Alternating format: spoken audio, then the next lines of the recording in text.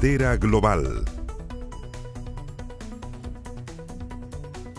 ¿Qué tal? ¿Cómo están? Bienvenidos y bienvenidas a Frontera Global. Hoy vamos a dedicar este programa a analizar los hitos de la Asamblea General de la ONU, que está marcada, recordemos, por una ola de reconocimientos al Estado palestino. Vamos a los puntos cardinales de los hechos internacionales que son noticia esta semana. Partimos, por supuesto, en Nueva York porque la sesión 80 de la Asamblea General de la ONU comenzó con duras críticas por parte del presidente Donald Trump al mandatario, que puso además en duda la labor de Naciones Unidas frente a los conflictos actuales. Este episodio vamos a analizar el impacto de este escenario global y también los hitos que han marcado su historia. Revisaremos también qué pasa con Palestina, porque una decena de países se sumaron en los últimos días al reconocimiento del Estado palestino, entre ellos Reino Unido, Francia, Bélgica, Luxemburgo, Malta, Andorra, Mónaco, así como Canadá, Australia y Portugal. Esto en medio de la férrea oposición de Israel y de la molestia de Estados Unidos. Les explicaremos cuál es el impacto de este gesto simbólico y qué puntos son necesarios para que efectivamente tenga algún tipo de resultado. Nos trasladamos hasta ahora a Ecuador porque cientos de manifestantes bloquearon carreteras en este país por los recortes del gobierno a los subsidios al diésel. Las manifestaciones se tornaron violentas y comenzaron después de la decisión del gobierno de Daniel Noboa de eliminar un subsidio a la gasolina, utilizada por sectores del transporte pesado, vehículos pasajeros y también agricultura. Y hay tensión también en Perú porque crece ahí en este vecino país justamente las protestas, la violencia después de las manifestaciones convocadas por la llamada Generación Z. Los enfrentamientos sacudieron Lima por 2 días consecutivos y la movilización ha sido convocada por mejores salarios, por condiciones laborales, contra una reforma a las pensiones, críticas también al gobierno de Dina Boluarte y el aumento de los delitos violentos.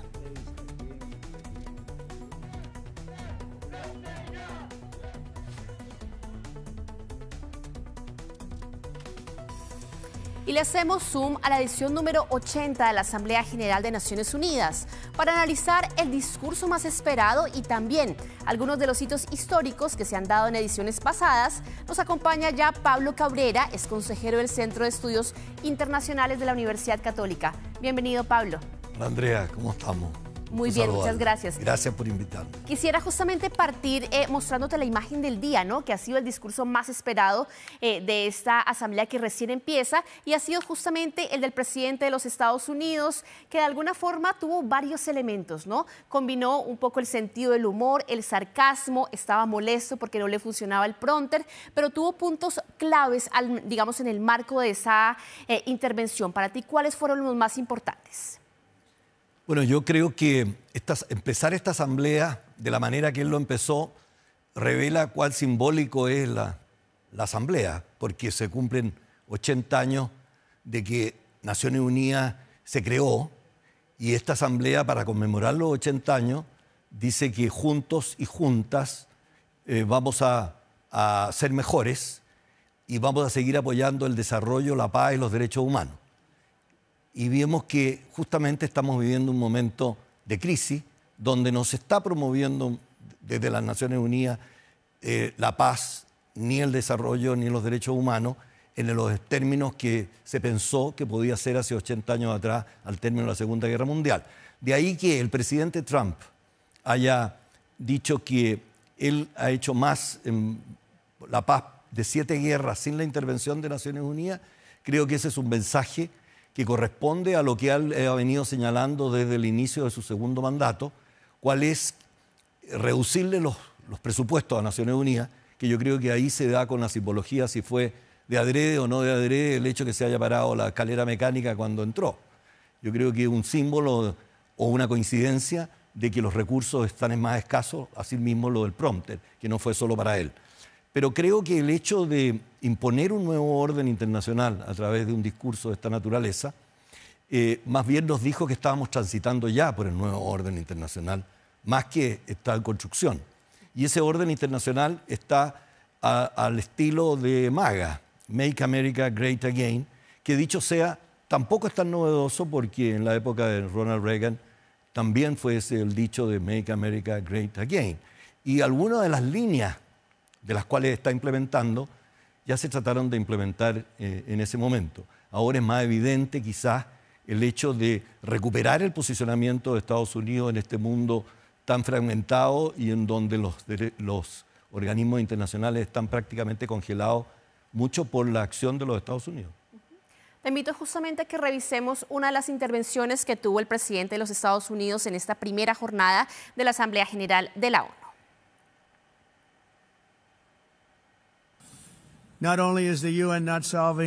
La ONU no solo no resuelve los problemas que debería, sino que con demasiada frecuencia nos crea nuevos desafíos.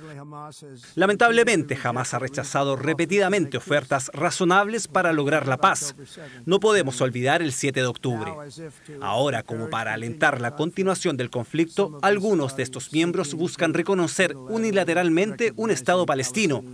Las recompensas serían demasiado grandes para los terroristas de Hamás por sus atrocidades. Esto sería una recompensa.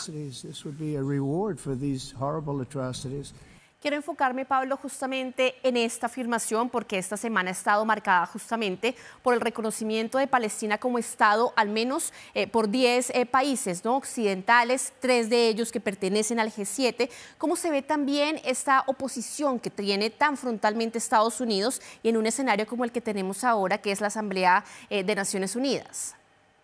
Creo que ahí hay otro símbolo importante. Con el tema Palestina, creo que se ha quebrado esa unidad en los organismos internacionales específicos. Y lo que acabas de decir con respecto al G7, por ejemplo, que hayan 2 países del G7 o 3 que se hayan incorporado al reconocimiento simbólico del Estado palestino, pues sabemos que es una cosa simbólica, pero que tiene mucho impacto en la opinión pública, más en un mundo hoy día donde la opinión pública y las emociones cuentan a la hora de ejercer presión a los gobiernos y a las autoridades. Creo que eso, también el número de países del G20, o sea, de países que están en el diseño de la agenda global, que está muy debilitada por la falta de intermediación de los países, hay una comunicación muy directa entre la población y la opinión pública. Creo que ese hecho le da mucho valor, el hecho que se hayan incorporado países que son miembros del Consejo de Seguridad. Solamente quedaría Estados Unidos como miembro del Consejo de Seguridad de que no reconozca a Palestina o la necesidad del Estado palestino o de la solución, digamos, del tema de que hayan 2 estados.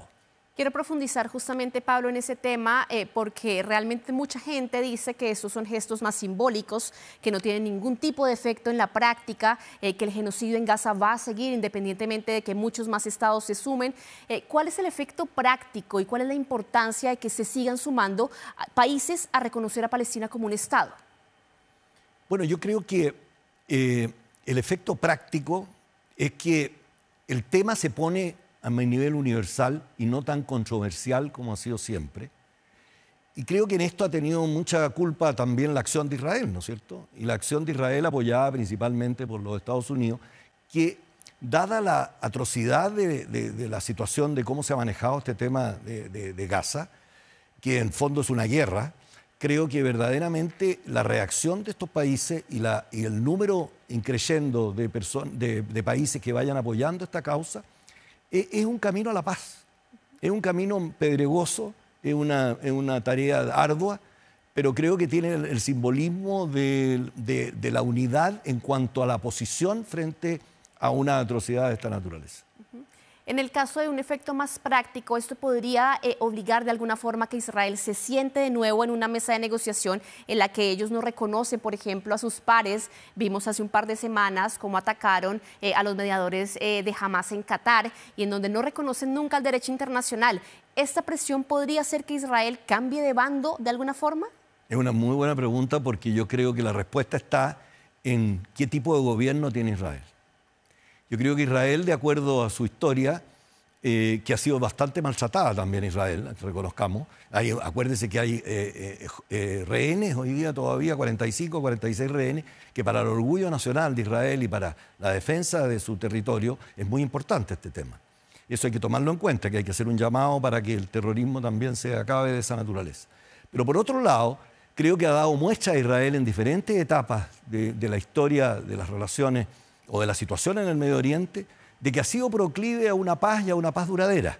Por eso digo que esto depende del gobierno. ¿Y por qué lo digo ahora en ese sentido? Por las declaraciones del gobierno de Netanyahu, en el sentido de que como una reacción a este apoyo más universal de países importantes, vaya a decir que quiere dividir de alguna manera el territorio, invadiendo Cisjordania, aumentando los asentamientos de Cisjordania y dividiendo a Jerusalén de la parte de la unidad, podríamos decir, de lo que podría ser el corazón de un Estado palestino. Antes, Pablo, de pasar a los momentos icónicos o memorables, quiero preguntarte por lo que fue Latinoamérica en el marco del discurso de Donald Trump, porque vemos que se va a reunir con Lula, que también dedicó una crítica a Maduro. ¿Cómo entender ese escenario o el tiempo que le dedicó también en estos más de 40 minutos en el discurso? Bueno, siguiendo con los simbolismos, creo que dentro de la crítica a Naciones Unidas, él le hizo también un elogio a Naciones Unidas, en lo que se refiere a la posibilidad del diálogo y del encuentro. Creo que esos 39 segundos que él mismo los contó, de coincidencia con Lula, con un abrazo, y que haya un abrazo, una mirada que haya dicho que le gustaba a Lula, porque Lula representa un país con poder, con posicionamiento internacional, quiere decir que las Naciones Unidas es un punto de diálogo, y es un punto de diálogo en la medida de lo posible, aunque a algunos no les guste. Este concepto de la medida de lo posible, que está muy de nuevo recuperándose en el escenario internacional y con algunos criticando eso de la medida de lo posible, como que fuera mágico tener que terminar todos los acuerdos e implementarlos, no como entendiendo cuáles son las situaciones que se producen, ¿no? Entonces creo que en la medida de lo posible hoy día, Naciones Unidas, me pregunto yo, ¿qué hubiera pasado si no existiera Naciones Unidas y cómo hubiera sido la relación de de Estados Unidos y Brasil si no se hubiera encontrado Lula con Trump en este hecho tradicional de que primero habla Brasil, es el primero que habla en la Asamblea, y después habla Estados Unidos y se hayan encontrado en esto? O sea, esa coincidencia, que no es casual porque se sabía que estaban, pero por lo menos mostró que hay un punto de diálogo para poder avanzar en estas controversias que son a veces artificiales. Quiero justamente, Pablo, que empecemos a revisar los momentos icónicos que ha tenido esas asambleas de Naciones Unidas y partir por Latinoamérica, ¿no? Por el Caribe, por esto que protagonizó ya hace bastantes años Hugo Chávez, y después lo comentamos. Palestinian people who are facing an existential threat. Huele a azufre todavía. Bueno, 2006, hace 20 años, pronunciaba el presidente Hugo Chávez este discurso antes de que o después de que pasara por ahí el presidente W. Bush, ¿no? Y hay que recordar también que después dijo que olía a esperanza y ya no a azufre cuando asumió Obama. ¿Cómo entender esto 20 años después? Bueno, creo que eso se da en un contexto cuando los Estados Unidos califican a algunos países y a algún grupo de países como el Axis del mal, como los grupos del mal, que eran la minoría sospechosa que estaba causando o entorpeciendo los caminos de paz, los caminos de encuentro, los caminos de diseño del good governance, del buen gobierno, el gobierno de la democracia, una zona de libre comercio y de paz desde Alaska a Tierra del Fuego, etcétera, etcétera. Yo creo que justamente Hugo Chávez, en un momento del socialismo con raíces latinoamericanas, que lo estaba promoviendo y que tenía bastante aceptación en algunos grupos, creo que fue la manera de responderle que el diablo había pasado por ahí y que se había cambiado el Axis del mal ahora por quienes tenían la voz, en este caso una voz de un mundo libre, de un mundo que iba por traer el bienestar y la paz, cosa que bastantes años después se está viendo de que mucha ideología a veces nos lleva por derroteros que no corresponden, ¿no es cierto? Y tenemos que buscar caminos de paz. También la diplomacia, que juega un papel en Naciones Unidas, también tiene algo de pragmático. El pragmatismo no es malo a la hora de no renunciar a todo lo que uno ha construido y no relativizar todas las ganancias que ha conseguido, pero creo que también a través de estos símbolos que están más de moda, porque hoy día la opinión pública participa en todas las tomas de decisión, en un mundo digitalizado, con redes sociales, con inteligencia artificial. Así que es bueno recordarlo de una perspectiva latinoamericana, donde hay una elección de Naciones Unidas, de secretario general. Se cree que Latinoamérica y el Caribe puede ser una zona que puede tener el nuevo secretario general. Entonces yo creo que el perfil de lo que ha sucedido con Lula, de recordar estas cosas, son importantes, pero ojalá con un sentimiento de unidad en los latinoamericanos, de que podemos participar en los temas duros de la agenda también. Vámonos un poquito más atrás, a 1960, pero quiero que veamos juntos esta imagen, porque ahí no fue nada pragmático Khrushchev al quitarse el zapato. Quiero que nos cuentes también un poco qué fue lo que sucedió en torno a este momento.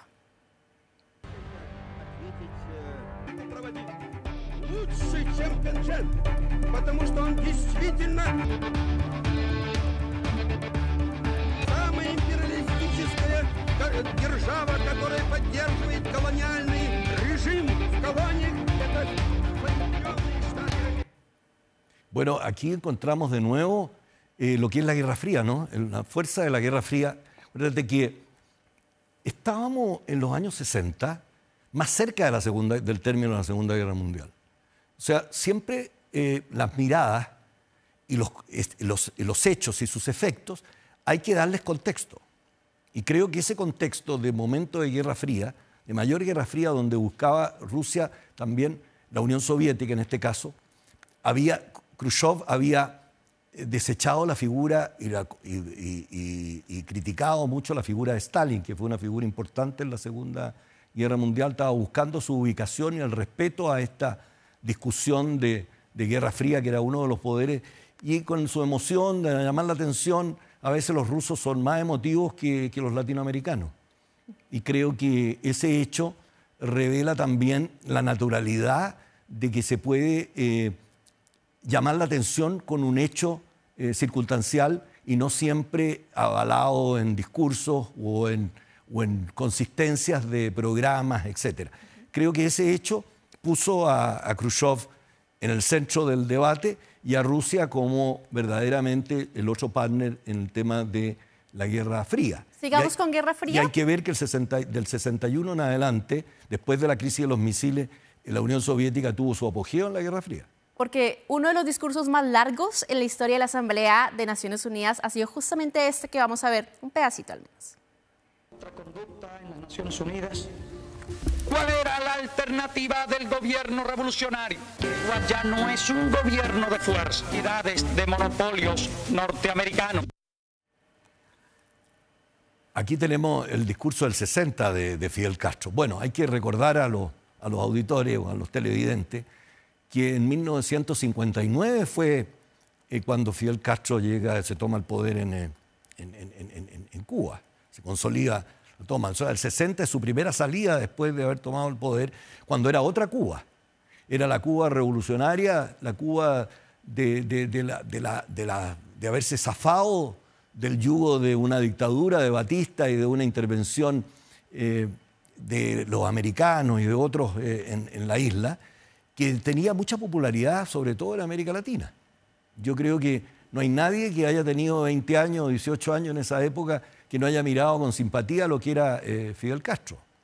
Pero ahí inaugura su primera visión de Cuba, que se fue desdibujando después, justamente con la importancia, buenas las relaciones, con la importancia que iba tomando la Unión Soviética en la Guerra Fría y buscando bastiones y apalancamientos en las diferentes regiones del mundo. Y creo que su apalancamiento frente a una región grande como era América Latina y el Caribe, Cuba fue el punto focal. O sea, esta relación entre estos discursos de recordar lo que era de la Guerra Fría y lo que eran estos eternos discursos al final que daban para discusiones eternas y no para cursos de acción. Cursos de acción a veces que eran muy confrontacionales, que podía ser revolución o intervención. Y quiero mostrarte justamente, Pablo, el último momento que tiene que ver, fue hace más de 50 años, pero es muy actual, porque es el discurso de Arafat, ese que es muy conocido porque hablaba de la rama de olivo y del fusil en cada una de las manos, ¿no? Vamos a ver este momento.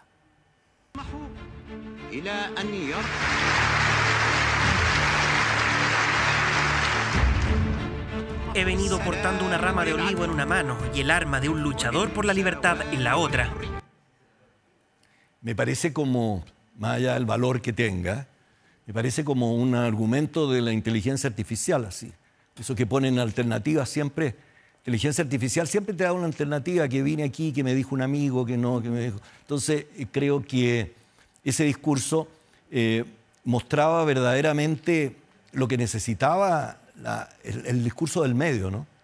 Estar en el medio con el objeto de obtener un reconocimiento y ver que ellos también son habitantes de esa tierra, que crecieron en ella, que su cultura está ahí, y creo que el olivo para negociar y el otro para buscar la libertad es un tema que creo que una vez lo conversé contigo, esto de los celotes y los heradianos, que cómo se enfrentan las dificultades que vienen de la antigüedad, ¿no? O tú enfrentas al quien te quiere subyugar, o tú dices, yo pragmáticamente con mis argumentos lo voy a convencer o voy a trabajar con él.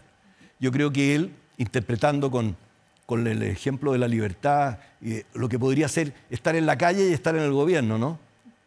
En este caso era la paz y la lucha. Y la línea del medio que la estaba centrando él, porque en una mano tenía una, en la otra otra. Pero él estaba hablando por el centro, que era, aquí es lo que se quiere buscar, una equidistancia en esto. Justamente. Pablo Cabrera, consejero del Centro de Estudios Internacionales de la Universidad Católica, muchas gracias por esta entrevista. Gracias a ti. Nosotros vamos a una pausa y a la vuelta les tenemos todos los